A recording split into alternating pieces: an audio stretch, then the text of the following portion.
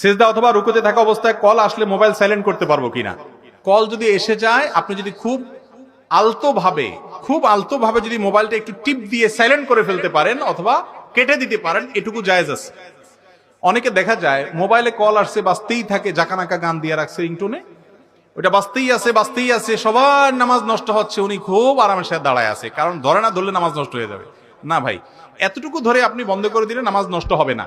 যেমন আপনার চুলকানি আছে, ধরুন এক জায়গায় খুব চুলকাইতেছে, এই টাইমে আপনার চুলকানির চোটে অবস্থা খারাপ হয়ে যাচ্ছে, চেহারা লাল হয়ে যাচ্ছে, কিন্তু আপনি হাত ছাড়তেছেন না, না এত হাট হওয়ার দরকার নেই, ওখানে একটু হালকা ডলে আপনার চুলকানির যে কষ্ট সেটা দূর করে দেন, এটা জায়েজ আছে।